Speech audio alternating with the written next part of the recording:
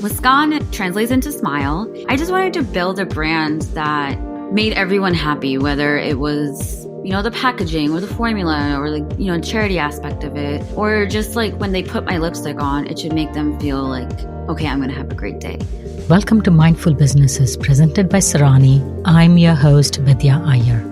In our podcast, we bring to you brands which are mindful in their practices and processes. A mindful business adopts and employs sustainable social, economic, and environmental practices. Today, we have with us Sabine Zia, creator and owner of the brand Muskaan, the cosmetic brand with which you not only look good, you can also do good. Sabine joins us via Zencaster from South Philly. Welcome, Sabine. Thank you. Thank you so much for having me. I really appreciate it. I was doing some research. The amount of toxic substances, like the ancient Egyptians used lead in their face powder, or the Elizabethan, I will get that word right now, used arsenic-laden face powder. Tell me a little history about the cosmetic industry. So I think in the 90s and even probably in the early 2000s, there was still lead found in a lot of the lipstick, especially the corporate brands. It's just something that they pulled from history, and it worked for people without realizing what the health hazards were. And as we grow and time passes, we've learned a lot more about ingredients and, what's good and what's bad. So the industry is changing according to that. But I just remember, like, when I was younger, my mom would wear lipstick, and obviously as a little girl, I would be intrigued by it. And then as I got older, I would learn about all the lead content and all the hazardous ingredients that were in there.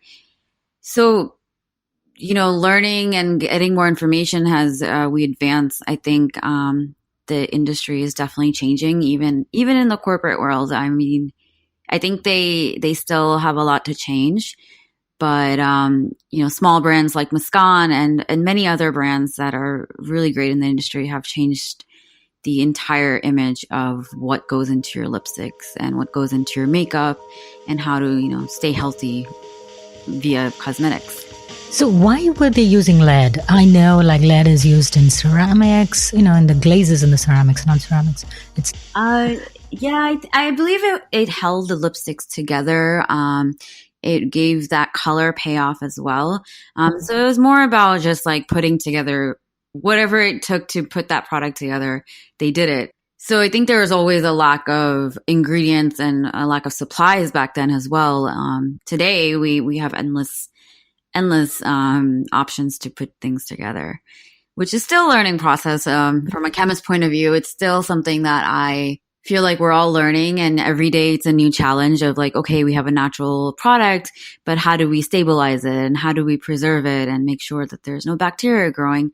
So, it's still something that we know is out there and is possible, but we still need to play around and test it out. Yeah, and there's far more awareness now about what these different ingredients do to our bodies compared to in the early, even 1900s, because I believe till 1938, the cosmetics industry did not have to list their ingredients. And I think this was fully enforced maybe in around 1972. So till then, even though there was some awareness. So how are the companies getting away with lead? You said till recently they had lead in the lipstick. How are they getting away with that? It's just because there's no regulation in the cosmetic industry. So, you have the food industry and they're heavily regulated with the FDA and OSHA. But in the cosmetic industry, in the US at least, there's only about 30 to 35 ingredients that are banned. As for Europe, they're a lot more strict than the US, and they have over 300 ingredients. So it's because of that. It's because no one's really enforcing, what ingredients are going into your products until recently. And so, they're that list of 30, but that's not enough. There's still a lot more that need to be banned. And until it's reinforced, companies will still do it, especially the larger ones, because they have better, financial departments and legal departments. So they find ways to still get away with it because it's cheaper and it's quicker and easier to do.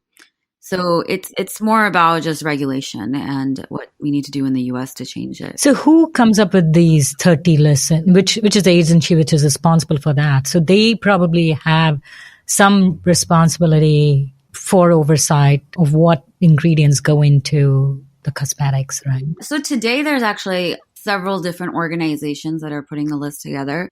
Between the FDA saying, okay, these are your X amount of ingredients. There's also EWG, which is the Environmental Working Group.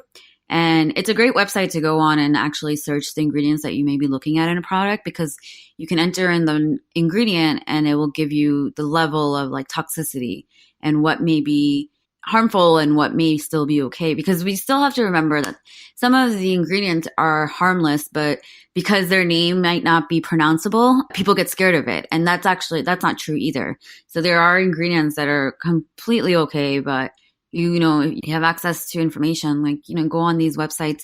EcoCert is actually a European organization, and they check everything from the packaging to the ingredient and the source of the ingredients. They have a whole list of ingredients that include the 300 banned ingredients in Europe, but it's a good reference to, if you want to look at something in the US, you can refer to their list as well. Yeah, that probably makes sense, because whenever I've shopped at the Boots in UK, which is like our CVS, I always found many interesting products, many more natural products, and I didn't realize it's probably because of the regulations. The products they put out there have a higher standard. So why do those brands not just come here?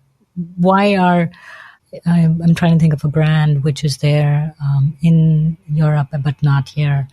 Why do they not? Or when they do come here, do they just adhere to the American standards and not? No, they don't. They don't change any of their standards. But it also, I think, has to do a lot with the retailers here and the cost that it will take to bring a brand here internationally. Export costs and conversion rate. What they're getting and shipping costs. I think that starts to come into play. So it really just depends on the retailer and, the brand of how they would make that work.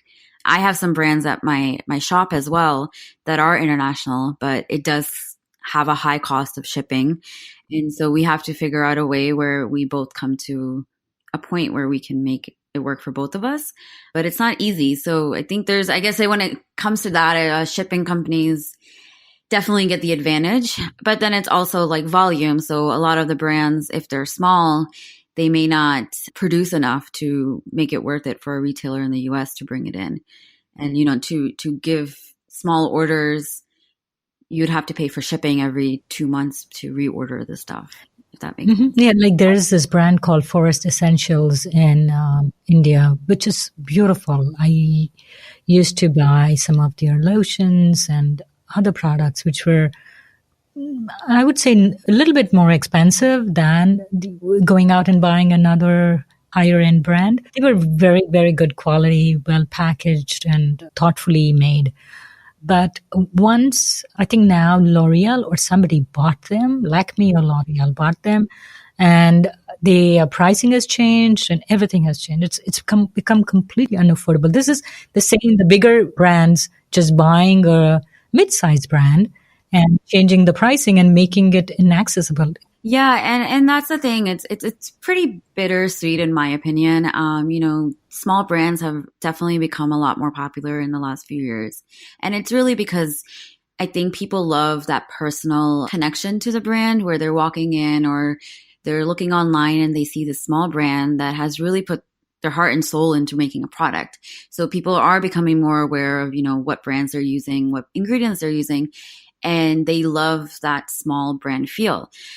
And as a small brand, it's a great opportunity to have a corporate brand approach you, because it helps you with marketing and financially and things like that. But it is a corporate brand, so these corporate brands will change, your story, your image completely. And so that's something I think when you come to that point and you do get that opportunity, you have to just, as a brand owner, ask yourself, do you want to continue being an independent brand, or is it more important to you to go corporate? Because if you go corporate, it's not your brand anymore. It's theirs. And they can change it however they want. And so, unfortunately, some brands have definitely changed, like the one you're mentioning. And they have every right to do it because they're upscaling a lot more. They are going to produce in a larger volume rather than small batches. They already have a plan set that this new brand now has to follow. Yeah. And I thought about Burt's Bees. That's another brand which was bought by a corporate. Yeah. And they were independent for a very long time. They were doing really well. So I'm not aware of which corporate brand purchased them, but sometimes brands get too big too fast and they do need that help. And that seems to be the best decision sometimes. So what makes a product natural? How would you define a natural product? Is it 100% or 90% or? Yeah, it doesn't have to be 100% to be considered natural. So if I could interrupt you, what do you mean natural? Using natural ingredients that are, plant-based or organic. It just depends on what origin they are from, of the ingredient itself. You could have coconut oil, but there's also synthetic coconut oil, and then there's organic coconut oil. And that's also debatable. Like, I might say something and someone else might not agree. It also depends, I think, on the different levels of like green beauty and what you think is green beauty. So some people may just say, I want a natural product, and some people may say, I want an organic product. And but natural, basically, you can't have certain ingredients. You can't have the synthetic preservatives or the parabens. A lot of products, parabens were preservatives, but now they're deemed to be, toxic. And so many brands have actually either they've stopped using it or they don't use it at all. I think even the definition of natural it's very different for everybody. And I think that's where the confusion comes in, because, you have someone say my brand is natural, and then someone comes in and was like, well, you use X, Y, and Z. So even for my lipsticks, I have natural ingredients, but I also have pigments in there, which some people may not consider, okay, this is 100% natural. But I am also not claiming it's 100% natural. With that said, the pigments that I'm using are not sourced from any animal byproducts or harmful ingredients. And I'm using the max amount that, would be considered to be a natural or organic product. So there's a lot of like limitations that you can use, especially when it comes to color cosmetics.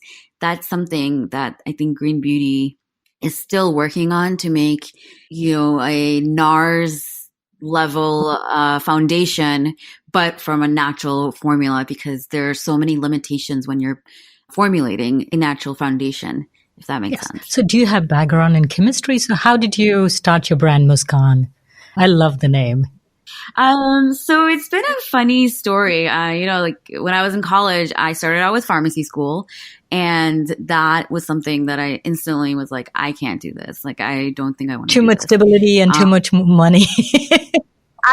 Maybe, it's like, my parents are like, okay, you're not going to be a doctor. You got to be something medical. And I was like, all right. But then even with that, when I transferred into another program, it was toxicology, which was not any better. But then I did my toxicology degree at Northeastern in Boston. And when I got out, I realized toxicologists are all like master's students or PhDs. So when I went in for interviews, I'm like, oh man, this is going to be tough. I'm competing with people with like much experience. So then I ended up working in a lab, and I started working at Sephora part-time because we had moved to Texas and I didn't know anyone. So I picked up a second job. Sephora was like so cool, like, dream come true. And I was that girl who didn't even wear makeup, so I don't know what I was doing there. But long story short, I, had to go back for my master's, and I was like, it'd be great to like combine, the Sephora world with my science world. And when I searched it, I found this a cosmetic chemistry program in North Jersey at Fairleigh Dickinson. And I applied and I got in. I had applied to L'Oreal actually, and I got a job there. So I was a chemist for them for 2 years. So I was going to school and working full time for my graduate degree. And that's how I kind of fell into it. So L'Oreal was really great for someone who's starting their career off in this world. They don't have you doing like five things at once. They just have you formulating or, being at the bench. But then I moved back home and I found a position with a mineral makeup company. And that's where I got to learn a lot about like natural products and, the limitations with natural products, the benefits with it. I was managing their production lab. Mm-hmm. So, like, for example, I was talking about. Where's home? Philly or? No, it was in Houston. Okay. It was the mineral makeup brand called Color Science. And I was managing their production lab for all their liquid products and their powder foundations. So that's what I was saying earlier. Like, it's very hard to match a NARS foundation with a natural one because all the pigments we were getting are minerals. And all the minerals, you get a new batch, it may not be the same shade. So you would have to readjust your formula every time you made a large batch, if that makes sense. And it would be a very slight difference. Like, oh, one is a little bit lighter than the last batch. But when you put it together, it was a big difference. So, if you're going and buying your refill, you're like, hey, I'm like, tan, and you get another refill and it's not the same shade, you're going to be upset as a customer. It was a great opportunity for me to learn about the limitations and how to troubleshoot formulas. But then I moved forward and I went to a hair care company, and that's where I got to learn about marketing and product development. And that was one of my favorite jobs because I got to do a lot more than just formulate and produce. And then so when I moved to Philly, I realized there aren't a lot of job opportunities here unless I like drive up to Jersey or New York. And eventually I wanted to do my own thing. So my husband was very supportive, I must say. He's like, let's just go for it. So that's where Muskaan was born. And Muskaan, it translates into smile. And I just wanted to build a brand that made everyone happy, whether it was, the packaging or the formula or the, charity aspect of it, or just like when they put my lipstick on, it should make them feel like, okay, I'm going to have a great day. So I thought Muskaan would be a cute name. A lot of the indie brands have very unique names. Sometimes you can't pronounce half of them. And I was like, okay, well, I'm sure Muskaan, is unique and will work well with, the image, but it's a very nice translation. So let's do it. And lipsticks are something that like is easier for someone to try if it's a new brand versus like a mascara or foundation because it's, your eyes and your skin.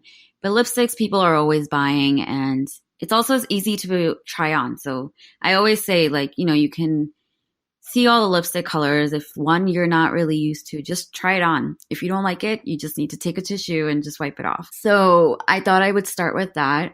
So I have 5 shades right now, and they're all certified vegan, cruelty-free, gluten-free, Halal, and then halal free. And that was a pretty big learning experience for me too, because some of the certifications, there's a lot to it. There's a lot of paperwork. There's a lot of questions, and it is not cheap. So, but I thought it was all worth it. And I also wanted to find a way to really stand out because there's a lot of great brands out there that have lipsticks. And so I wanted to see, what would be something unique to my brand. And halal is it's similar to kosher if no one's familiar with that. But it's for the green beauty, the clean beauty world. What makes a product halal is they will inspect the raw materials, but on top of that, they'll inspect the production line to make sure there's no cross-contamination with animal byproducts, GMOs, and alcohol. So, for anyone looking for a clean product, you always look at products that certify their ingredients, but we never asked the question, like, was it also produced clean? Was there any cross-contamination during production? So that's what they check, and that makes it halal certified. So I thought that was something unique, and I believe there's still a lot more education that needs to be done on my part to, introduce and educate on why halal is for everybody in terms of the lipstick. And so I think it's something, again, new to the market, but something that would interest people. It's pretty popular in Europe and in the Asian market. To be certified as halal, I have two questions. So who certifies you as being certified halal through that procedure that you just explained to us? And second, should they be free from animal testing too? So would that also, though it's not, you're not using animal products, it's not there in the assembly, in the manufacturing line. If you tested it on animals, would that be considered a violation to be certified? Yes, it would. They test for everything because this isn't considered a food item.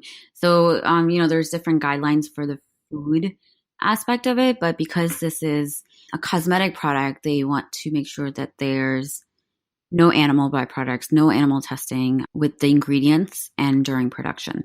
So they ask for every ingredient MSDS sheet, which is like the material safety data sheet. And then they will ask for the origin of every ingredient. So they will look at a lot more detail than other certifications do. And then they actually go to the production facility and double check everything.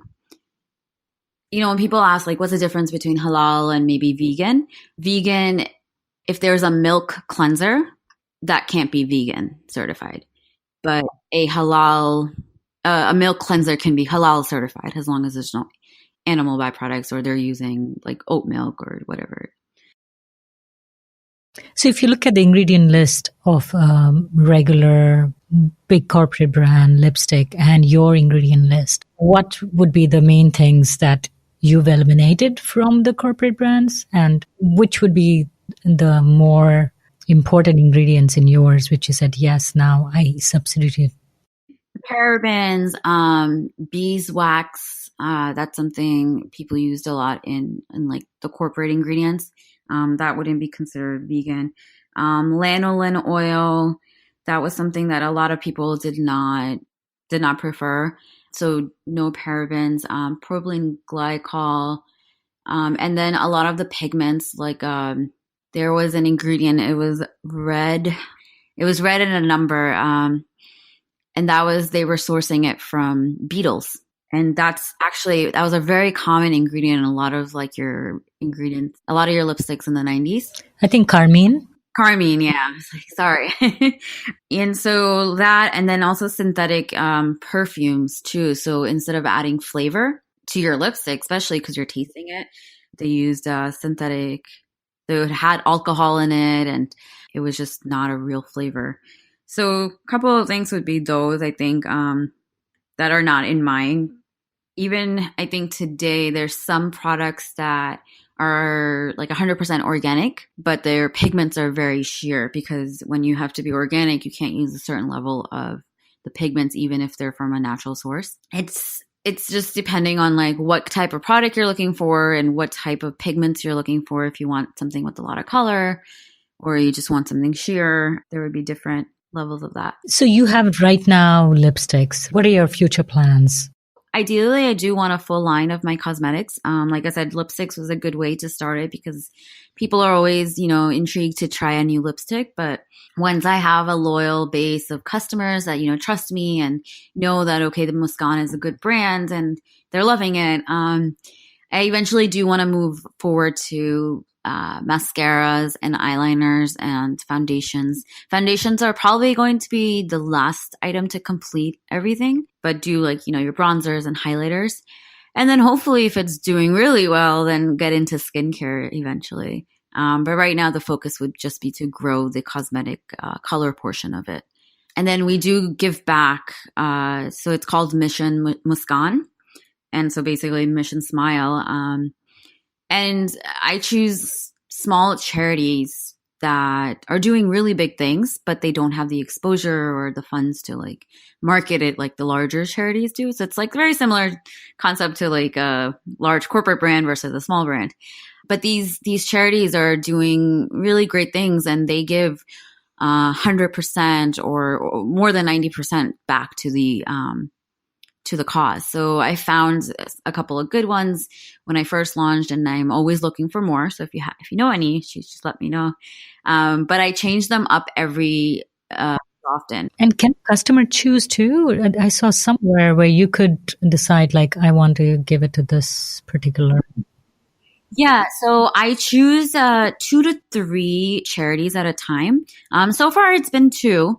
And then when you're checking out on my website, you can read about the 2 charities and then choose which one you'd want your sale to go to.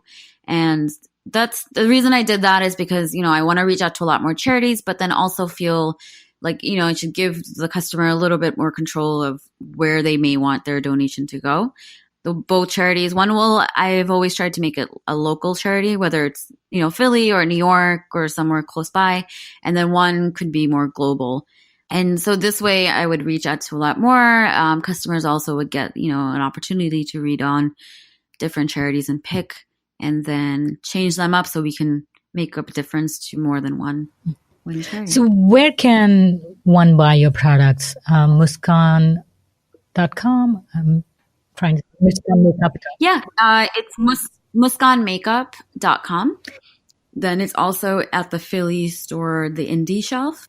And I wanted to add that Sabine has a store in Indy in South Philly. Would you call it South Philly or Southwest Philly? Yeah, South Philly. Mm-hmm. She carries other natural brands along with Muskaan there. So if you live in the Philly area, do try to look her up. The name of the store is Indie Shelf, and she carries multiple brands there, including Muskaan. We sell the lipsticks in store, so it gives the people a chance to, play with them in store. But right now, it's just my store and then the website. And there's one more website. It's Love, LOVEINDIE, B as in boy. Okay. They were actually my first retailer that she had reached out and said, I want to carry your product. So that was really exciting for me. And then hopefully the next, year, we'll get some more retailers that I'm working on. So fingers crossed. Thank you, Sabine. This has been quite insightful, and I can't wait to see what you'll create next. Thank you so much for having me. I really had a great time. If you're a creator of a mindful brand or would like to recommend a mindful brand to be featured on our show, send us a message on our Facebook or Instagram page. We recorded this podcast at Q1067 in Lafayette, Indiana. Special thanks to Jim Stone, the owner of the radio station. The music for this podcast was composed by Tatum Gale. This is Mindful Businesses with Vidya Iyer.